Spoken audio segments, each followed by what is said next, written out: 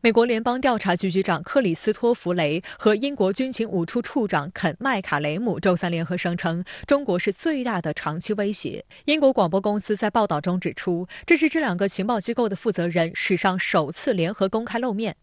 克里斯托弗雷声称，中国带来的挑战正改变游戏规则，干预了西方的选举，又老调重弹，指责中国所谓黑客窃密。对于美英情报部门的抹黑，中国驻英国大使馆发言人强烈谴责这种贼喊捉贼、欺世盗名的丑陋表演，并指出，美英情报部门才是任意对别国搞窃听、偷盗、渗透、颠覆的惯犯，早已臭名昭著。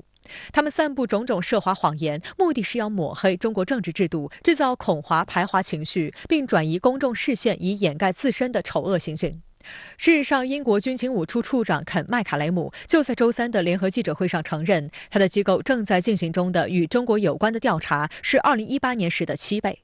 外交部发言人赵立坚周四也对此回应表示，众所周知，军情5处、军情6处作为英国情报部门，可谓是安插间谍的行家里手。他们发表无中生有、危言耸听的报告，完全是把他们自身不光彩的行为投射到中方身上。我们多次重申，中国发展的目标是让中国人民过上幸福美好的生活，而不是针对谁，更不是为了取代谁。这位英方情报部门的负责人应该去一去心魔，从黑暗的屋子中走出来，见见阳光，不要老是抱守零和博弈的思维，不要无谓树立所谓的假想敌。相关话题来连线特约评论员管瑶。管先生您好。美国联邦调查局局长雷伊周三罕有地在英国伦敦军情5处总部和军情5处负责人麦卡勒姆发表联合讲话，指责中国是对西方经济安全的所谓头号长期威胁。您对此如何看？那么众所周知，情报头子都是幕后活动的隐形人。按照美国媒体的爆料，那么在俄罗斯打响对乌克兰的特别军事行动之前呢，美国中情局的局长伯恩斯曾经频繁到访俄乌以及英法德等欧洲大国，那么都是在就俄罗斯的军事选项发出预警或者是当面交涉。但是呢，当初这些访问沟通都是秘而不宣的，并没有对外公布。更何况这次呢，还是两个国家的情报头子凑到一起，走上前台，堂而皇之、张牙舞爪地对第三国做出定向攻击。放到全球范围来看，这都是相当罕见、特别没底线的情报动作。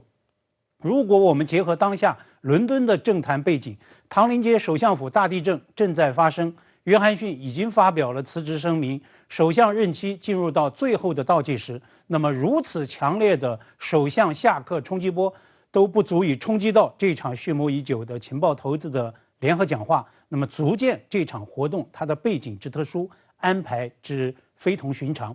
实际上呢，这也正是大西洋两岸媒体对雷伊与麦卡勒姆联合讲话的共同的印象。非同寻常 unusual 史无前例 unprecedented 是两个提及最多的关键词。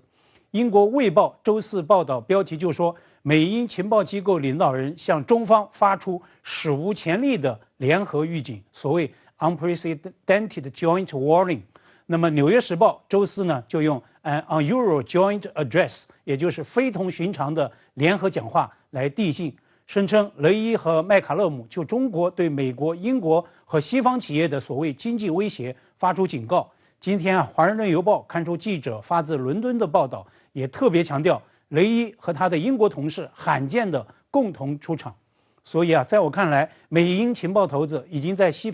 方的这个舆论场上闹出大动静的这个联合讲话是值得我们重视的。讲话所释放的信息，尤其是美国联邦调查局长特别选择在海外以所谓结对方式来对华发难，更加值得我们去关注警惕。那么美英情报头子这次联合对华发难释出哪些信号呢？幕后动机又是什么呢？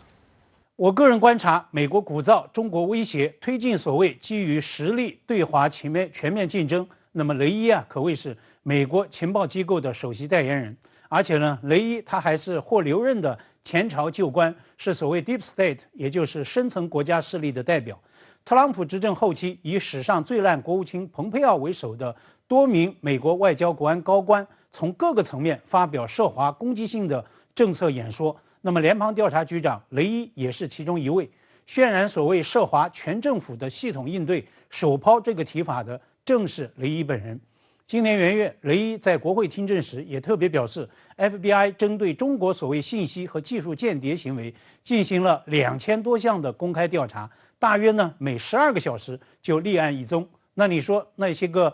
大张旗鼓的案件，到底有多少是实锤定案了？少之又少。美国司法部发起的所谓 China Initiative， 也就是所谓的中国计划，不就因为助长怀疑亚裔教授鼓动社会反亚裔情绪的这种副作用过大而草草收场了吗？那么就美英情报头子的联合讲话，我个人认为这是美方在经济技术领域渲染中国威胁论的最新的大动作，而且呢把阵仗摆到了海外。5月底，在乔治华盛顿大学，美国国务卿布林肯发表对华政策演说，无端指责中国是全世界范围内有实力也有意愿的唯一的国家，在经济、外交、军事和技术领域向国际秩序发起挑战，长期威胁美国利益。而美方所谓系统性应对呢，被布林肯描述为投资、联合、竞争3策略。那么这其中所谓联合，当然就是拉帮结派，搞小圈子对抗。刚刚落幕的北约峰会将中国作为系统性挑战写进所谓10年期的战略概念，就是一例。那这一次呢，美英情报头子联手喊话，又是最新的案例。我之所以要强调是绝对式的制华动作，那么美国首次选择的是头号盟友五眼联盟的成员之一的英国。那么美方会不会在其他的盟友那里，尤其会不会在印太方向，比如日本、澳大利亚等国复制同样的结对制华的动作呢？美方这次鼓噪的是所谓经济间谍指控，是关乎经济安全的所谓脱钩前景。那么下一次美方又会抛出什么结对的借口呢？拼凑构建所谓的制华同盟，美方未来的动作一定是少不了的。雷伊也在讲话中妄言台海问题，竟称中国正采取行动预防所谓国际制裁影响。您对此又是如何评论？不管是1对1结对也好，或者是1对多组队搞小圈子联盟也罢，美方当然要抛出五花大门没下限的一系列的制华动机。无疑拿当下正在持续上演的俄乌冲突来说事儿，强行关联台海问题，是雷伊找所谓结对借口的最新的努力。事实上呢，探究起来，情报头子聚一起，不说大国不易，不谈地缘政治，拿所谓的经济安全和脱钩前景来说事儿，以技术间谍来加持，明显就是一个精心的设计。英国作为与中国大洋大洲相隔万里的域外国家，如何感受到地缘政治的威胁呢？但是经济威胁却是可知可感的，关乎老百姓的荷包与身家。雷伊强行碰瓷台海议题，也是基于这样的一个考量。须知，俄乌冲突是当下不少欧洲国家的安全关切，而俄罗斯正在面临的极限制裁及其背后的大国博弈，也在以能源危机、以粮食危机等等形式，持续在将冲突的代价和风险在向全世界外溢扩散。那么，雷伊散布所谓中方反制裁行动的预案，当然是捕风捉影、信口雌黄。所谓制裁根本就是一个伪命题，预防又何从谈起？又哪里会有什么中方行动呢？